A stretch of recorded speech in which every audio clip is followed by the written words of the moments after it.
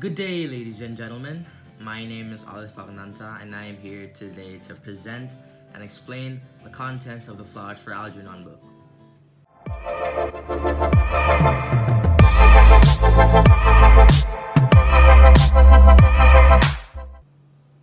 Now, for those of you who don't know, Flowers for Algernon is a novel written in 1958 by Daniel Keyes.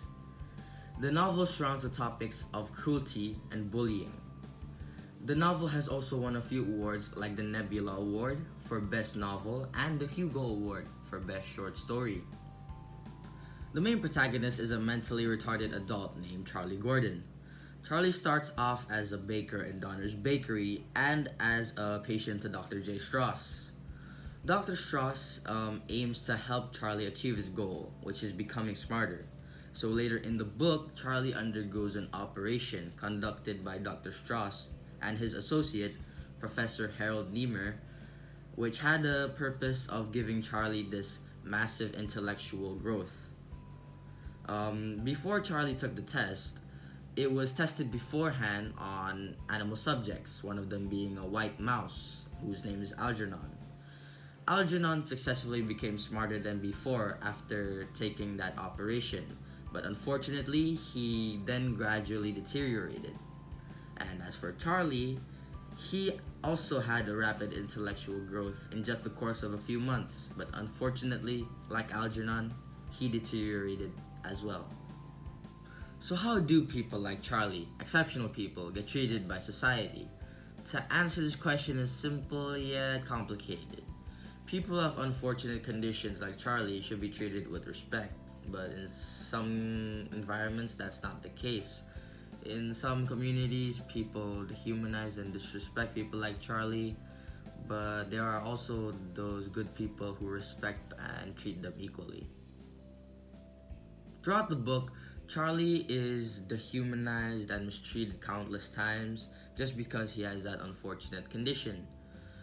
We can see these events and trauma he's gone through the flashbacks he gets throughout the book. An example is from Progress Report 9 from pages 53 to 55. As we can see from here, Charlie asks his schoolmate Jaime to help him write a Valentine's letter, which is meant for Harriet. Charlie asked Jaime to write it for him because Charlie couldn't write it due to his mental condition. And after Jaime wrote it and Charlie gave it to Harriet, something just didn't feel right. On the following day, Harriet didn't even want to acknowledge Charlie. Well, it turns out that Jaime didn't write the words that Charlie told him to write, but instead he wrote nasty and horrible things, and that made Charlie get into trouble. Charlie was then beaten up by Gus and Oscar, Harriet's two big brothers, until he got all bloody and all his clothes torn. We can see here that Charlie was being ridiculed and bullied, and that this event resulted in his mental and physical pain. This is an example of how people like Jaime take advantage of people like Charlie just to get entertainment. And the worst part is that Charlie couldn't even stand up for himself because he couldn't even understand what was going on. Another example is from pages 197 to 199 in Progress Report 14. In the text, we can see that Charlie's eating at a restaurant and he encounters a 16-year-old boy who he realizes there is something oddly familiar about him. When the boy accidentally drops dishes, the whole restaurant laughs at him, and all he did was just smile back nervously. Charlie then realizes that the people were laughing at him because he was retarded. Charlie then yelled at the people because they were being so rude. From this text, we find out that Charlie isn't the only exceptional person who was made fun of in this novel. When the people laughed at and made fun of that 16-year-old boy in the restaurant, Charlie felt a sense of familiarity. But why? Well, it's because he had gone through that himself. And yelling at those people In my opinion, it was the right thing to do because Charlie was being righteous towards those people who were very in the wrong. Here I have another example, but this time I will show you guys an example in which Charlie gets dehumanized. In page 113, in Progress Report 12, Charlie says, quote unquote, "Our relationship is becoming increasingly strained. I resent Niemer's constant references to me as a laboratory specimen. He makes me feel as if before the experiment, I wasn't really a human being." By reading this evidence, we can clearly say that this is an act of dehumanization.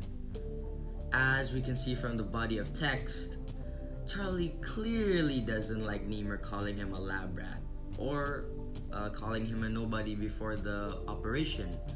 And I 100% think that Charlie has every right to resent Niemer for that, because it's not Niemer's right or anybody's right to call Charlie things like that.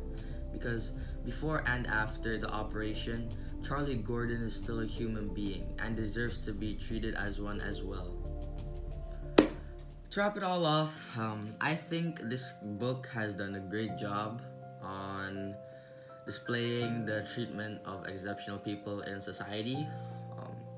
As we see in the book, the main protagonist, Charlie Gordon, gets dehumanized and mistreated many times, mostly without any valid reason. And I think Keys just wants us to reflect on how we should actually treat exceptional people in real life.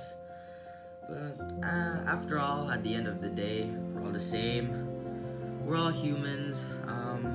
No matter what unfortunate conditions we have, we are all individuals who need each other. So treat people how you want to be treated. Treat those who are unfortunate or in need with respect.